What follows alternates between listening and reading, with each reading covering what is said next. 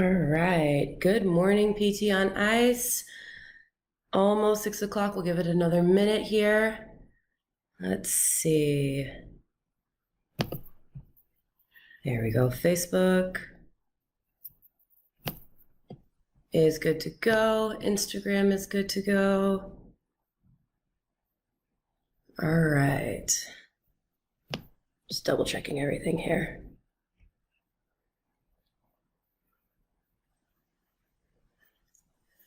All right. Good morning, PT on Ice crew. It is Leadership Thursday. I am Dr. Megan. For those of you who don't know me, I help out with clinical management of the fitness athlete, the live course, as well as the cervical and the lumbar courses. So let's first go over a couple things we have coming up, tons of things actually. So this weekend, myself and Joe will be with Mitch in Bozeman, Montana for Fitness Athlete Live, which is super exciting. I love being up in Bozeman. And then we've got at Onward to Denver, we have Rehab of the Injured Runner. And then over in Maryland, we have Modern Management of the Older Adult this weekend. And then June 19th weekend, Lumbar is over in Richmond at the Onward Clinic there with Mark. And we've got MMOA actually right here in Phoenix, which I was so excited about. And then now my better half is competing at the West Coast Classic that weekend, so I'm gonna have to miss it. So hopefully I'll get to that course soon. It's awesome. And then June 26th, over in California, Jeff and I will be out in Santa Rosa doing cervical course. We did lumbar there last year. Awesome area. Can't wait to get back there and see Dave and the crew. Fitness Athlete Live will be in Delaware that weekend, and then lumbar will be over in California in Simi Valley. And then as far as the online courses, I don't even know if there's spots left in the Essentials Fitness Athlete course, but that starts June 7th. And then Persistent Pain, which guys, I love that course. That starts June 7th as well online. There's a few others that are coming up pretty quickly at the end of June. So head on over to ptonice.com, check out those courses, jump in those. All right, so Leadership Thursday.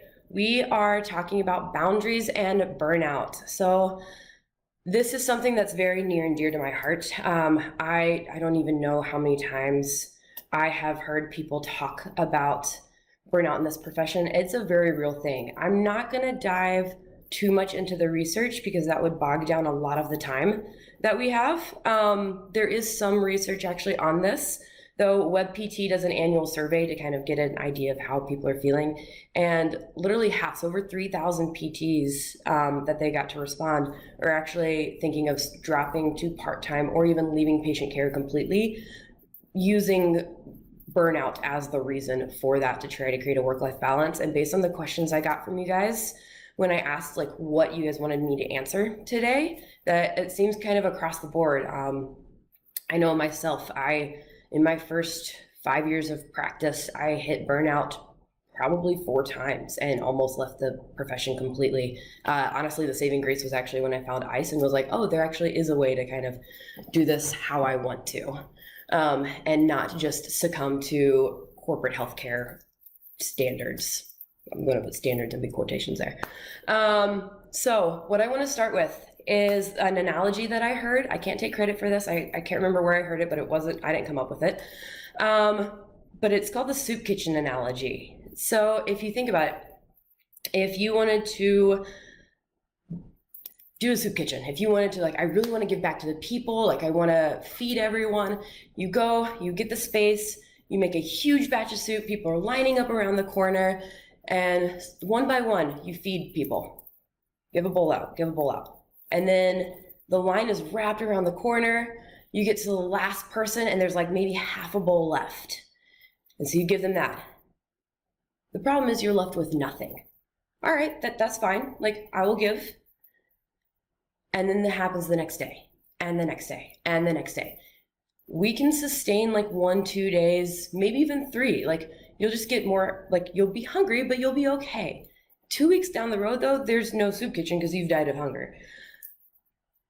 Not to mention, like, not only are you destroyed, people can tell. Like, can you imagine how hangry you are by like day of 3 of that? Like, you're highly irritable, you're snapping at people. Not to mention the fact that those people at the back of the line, they know they're getting the scraps. Yes, they're grateful, but they know. our patients can tell that too. When we don't take care of ourselves, our patients notice, our coworkers notice. Hell, a lot of times we notice. I will say though, I know it took me a long time to actually be able to recognize the symptoms. So how do you recognize that you are going towards burnout? Because if you've been in this situation, you know that your patients notice and your patient care like drastically suffers because of it. There are a couple different ways that you can kind of start to recognize these symptoms. A lot of fatigue, irritability, dissociation from work. You're not enjoying it as much. Sleep changes, feeling of decreased professional ability. So recognizing that you're not giving your patients your all. There's a bunch of different ways. I feel like most of us can kind of recognize. The biggest thing is like actually listening to it and taking the time. So that's really more of what I'm going to focus on in addition to the questions that some of y'all sent in. So this tends to be more in like the perfectionism or high achiever. And it's also, I feel like it's greatly perpetuated by the hustle culture that we have now, especially with social media. It's easy to see people hustling and grinding and working to the bone and just doing, and you're like, how are these people doing so much? And so you feel pressure to do more yourself. Well, first off, you got to remember that we see the highlight reel on social media and that there's probably some other stuff going on in the background, or that might be just a period of their life where their focus really is the hustle. And it's okay to be in a hustle phase, but it should be that. It should be a phase. So an analogy I like for that, it is a spinning plate. So we hear the words like work-life balance a lot. And I think a better term for it is work-life harmony. What's your focus for this period of time? So imagine you have a bunch of spinning plates that you're holding up.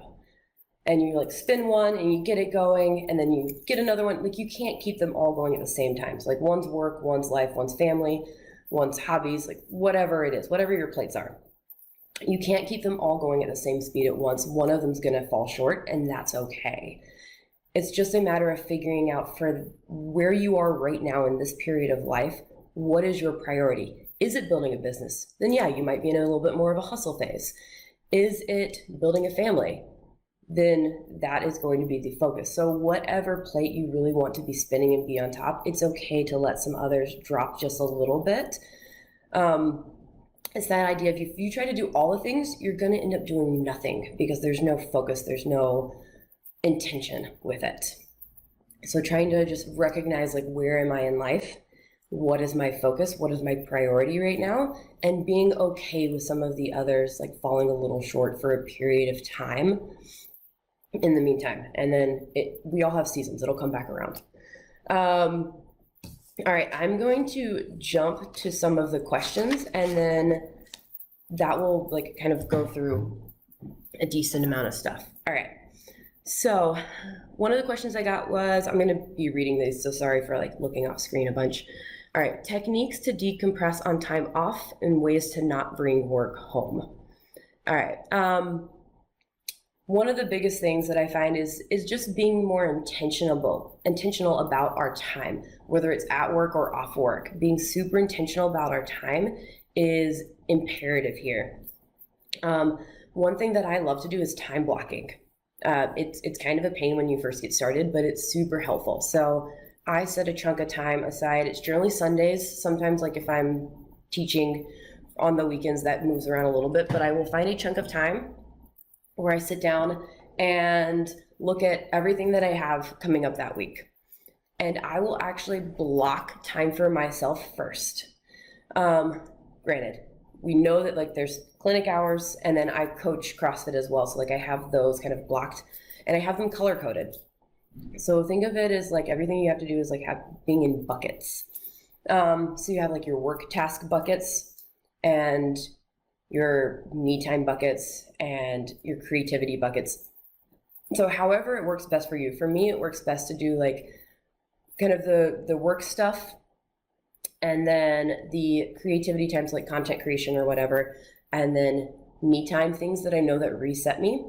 And then I'll have like I call them just tasks, but it's the things that don't require a lot of like creativity or foresight. It's just like like a checking the box kind of thing, whatever that may be. So those are like the 4 buckets that I have. And obviously I have set hours for coaching and then for patient care. So those are kind of already on my calendar, like way out. And then before I put anything else, before I worry about any to-do list outside of that, I will block off periods of me time. And that could be anything from every single morning I lay in a hammock for like 20 minutes and just breathe. Normally it's sipping a cup of coffee, sometimes it's meditating, whatever I feel like I need in that time, but it's just actually sitting still, which if anyone knows me, that's rough. And then whatever it is, but make sure you put those times in as you can. And you should have like little blocks every single day, whether that's 10 minutes or 30 minutes. I know if you have a like family, if you have kids running around, it gets a little bit more challenging, but that is really, really important for you to prioritize. And then I also always have like 2 days a month that I try to block completely, that I turn off technology completely. Like no technology is around just for 2 days, 1 weekend, done.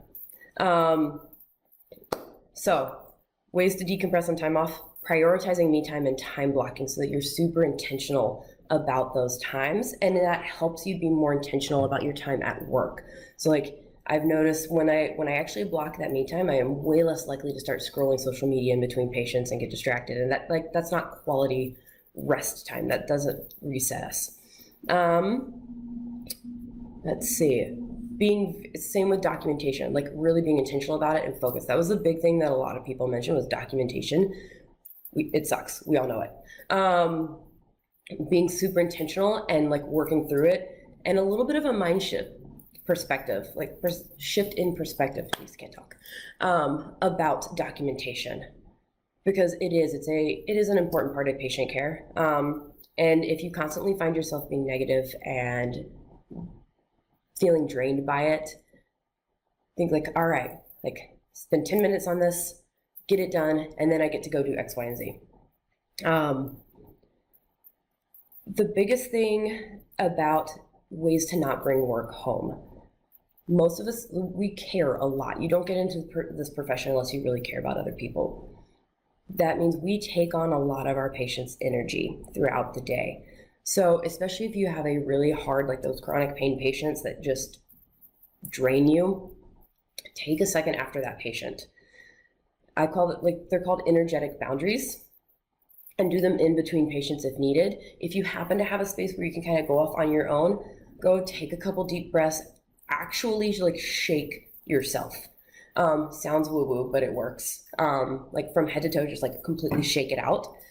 That will help reset you for the next patient. Now, I've definitely worked in those clinics where you don't have that space to do that. For those, I normally would just go sit and, like, before I would sit down at my computer, I would plan on like documenting for that little bit of time that I had. And I would just close my eyes, take a deep breath. And then this can work for in between patients, and it also works great for at the end of the day. Again, there's going to be a couple things that sound woo-woo, but they work. Envision yourself, like, have a safe place. Whether it's like the summit of a mountain that you've done before, that's mine, or like your living room at home, like whatever your safe place is. Envision yourself there, and envision that person that you just worked with that took a lot of energy, or a whole slew of people. Sometimes I actually see faces, sometimes it's just like blobs. And imagine yourself shoving their energy back at them. Like, again, I know it sounds woo-woo, but it actually works. Visualize you shoving energy back at them until they fall off, like they get knocked over. Sounds weird, but it actually works. Whether you do it in between patients, or I do tend to do it at the end of the day as well.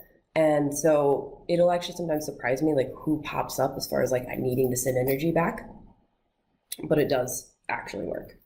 Okay, next question was, how do you manage making yourself available for patients while still maintaining boundaries? This has definitely gotten harder as now that I'm an out-of-network clinic owner. So there's a lot more patient interaction in off hours. Again, that time blocking, you can have a time blocked set to respond to patients, so you can go back and look through and see if there's any messages that were sent. and respond to those during that time.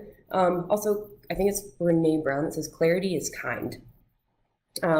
I tell my patients from the get-go, you can send me a message anytime, whenever. Just know that I will get back to you at least within 24 hours. That way there's not an expectation that I will respond immediately. And then if I'm ever like on vacation or out of town for like an extended amount of time where I know that I might not be able to, like I need that boundary and I might not be able to get back to it within 24 hours, I let them know. I'm like, hey, I am out of office. I am unreachable. If you have an emergency, here's how to get a hold of me. But otherwise, those notifications get cleared out and I have a time block for when I get back to actually go through the messages and respond to anything as needed. That's the biggest part about making yourself available is, yes, be available, but also maintain your boundaries and your time for yourself there. All right. I actually loved this next question. What is too much when considering time off and having a fear of liking off more than you should? I feel this. This is something I struggled with immensely for way too long, especially that fear of liking off more than I should. So everyone's optimal time off is going to be different. It's going to depend on what season of life you're in too. There's going to be periods of time where you can just go, and you don't need a lot of off time. You still need little bits because it will catch up to you. There's also going to be times where maybe you have a lot of life stressors going on and you need a little bit more time to reset. That's okay. It's going to happen. Listening to yourself and acknowledging when you need a little bit more time is really key there. And then actually doing it. Heck, it's actually kind of funny that this Boundaries and Burnout talk is now because I did this for the past several months. I'm human. I didn't listen to my own advice. I kept moving my me time blocks for a couple months. And sure enough, as soon as I finally actually gave myself a day and slowed down enough, I ended up sick because everything caught up to me. And I know good and well, if I'd actually taken those little bits of time throughout, it wouldn't have built up and gotten to that. So taking those little bits of time are really, really key, and recognizing how much off time you need. There's no right or wrong there. And the fear of liking off more than you should. I'm going to put should in quotations because anytime we find ourselves saying should, that's more of a societal expectation or our perception of what others expect of us versus what is best for us. So anytime I find myself saying I should do this, I rethink and say like, okay, is doing this actually benefiting me in any way? Is it good for me? Is it forwarding my career? Is it forwarding my personal development? If not, if it's just oh, well, I should because this person, no, that's now off the table. Should is not a reason to do anything. So I don't really know if there's necessarily like a too much time off versus finding that balance and making sure you take little bits so that you don't need an extraordinary amount of time off to reset. So hopefully that answers the question. I know who sent it. If that wasn't clear enough, please shoot me a message. We can talk more about that because that's something I'm like super passionate about. One other thing was that. So this is something that's just good to reflect on. If you find that like you keep moving like your me time and you don't take the time off as needed, it's more of like a self-acceptance thing. Try to think about, do you accept yourself as you are, or do you constantly change up or cancel the me time because you're uncomfortable being by yourself and in your own head? So that's a little bit deeper dive, obviously. Like that's something to just reflect on if that resonates with you. And the other thing we can think about is, I love this exercise called the perfect day. So you take a piece of paper and write down the perfect day. Now, I remember when I first was told about this, I was like, well, do you mean workday or weekday, or workday or weekend? And the person that gave me this assignment was like, shouldn't matter. What's your perfect day look like? And so it forced me to think about like, how would I actually structure my perfect day? I love what I do. So there's still clinic time in there. There's still time to treat patients. There's also a block for like prepping for teaching. There's a block for writing. There's like it kind of goes through, but it's like, all right, if I had this flow, there's enough me time put in, there's some work where I feel like I'm contributing to society, and figuring out what your perfect day looks like, and then trying to make sure that your schedule now is getting you towards that perfect day. That perfect day should include joy, it should include contribution, everything that you want as far as like feeling successful in life. Knowing that success, like another assignment is, what does success look like for you? And try to make it not fully achievement based. A lot of us, high achievers, perfectionists, tend to be very achievement based, which is more of a masculine energy way of thinking. It has taken me a long time, but it has helped out so much, not only with my personal like joy and happiness in that work-life harmony, but also my patient care has gotten so much better when I stopped looking at everything as an achievement based and really figured out what success looks like for me, where joy comes from, and then that perfect day to help me time block. Recognizing that when you're a new grad, that's a little bit harder to do, or even like new at a job. It's a little bit harder to be able to say like, hey, these are the hours that I can work and I can't work others. Part of that is like having confidence and standing up for yourself. And then a little bit of give and take and working towards being able to kind of have more of a say in what you get. Also, don't be afraid when you are like applying for a job or taking it. Negotiate things like if PTO is important for you, negotiate it. If Con Ed money is important for you, negotiate it. Those are things that they might be able to do a little bit more versus working with your schedule. Okay, how do you handle notes and after work hours, work-life balance? So that's going back to that work-life harmony, striving for that, and then really having boundaries. So I know a lot of us, especially if you work in those like patient mill kind of clinics, you're working your butt off and then you have all this documentation to take home. We could go into an entirely different topic on not settling for being in that kind of clinic and standing up for yourself, and realizing that if you put in the work and you really are trying to be the best clinician ever, you are not replaceable like they may make you feel. So just keep that in mind. Have hard stop work hours, have a boundary with it. Like 8 p.m., like after that, zero work. Like whatever works best for you in your schedule, like holding to your boundaries is incredibly important, and just being able to let go of whatever else you have going on. And again, back to that like energetic boundary. At the end of the day, release energy back to patients, as woo-woo as that sounds. It works incredibly well, and it allows you to actually like be more in your body and actually have joy versus continuously being stressed and worried about X, Y, and Z that your patient has going on. And recognizing that it's still going to happen. Like last night, I was like laying in bed and like thinking of this hip patient that I have right now and recognizing it, and then just telling yourself like, okay, we can deal with that later, let it go. All right.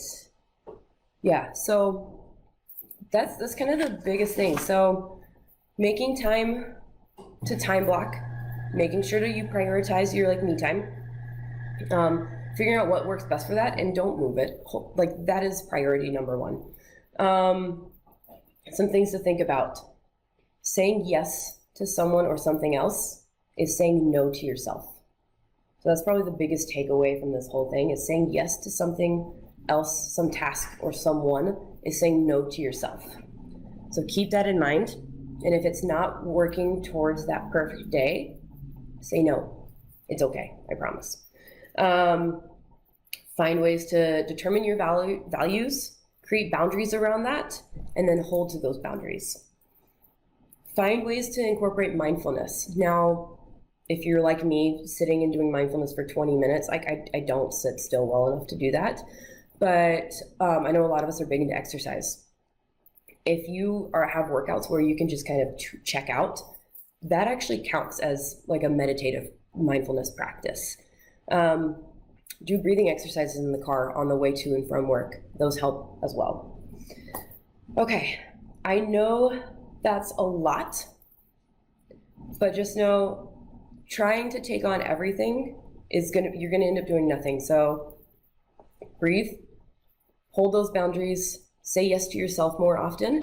And if anyone has any questions, shoot them over to me. Either I have access to the ICE page or my Instagram's Move on the Daily.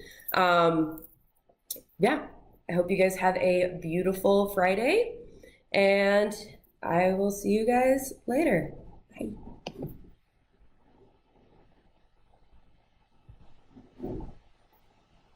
Oh, Jesus. Okay.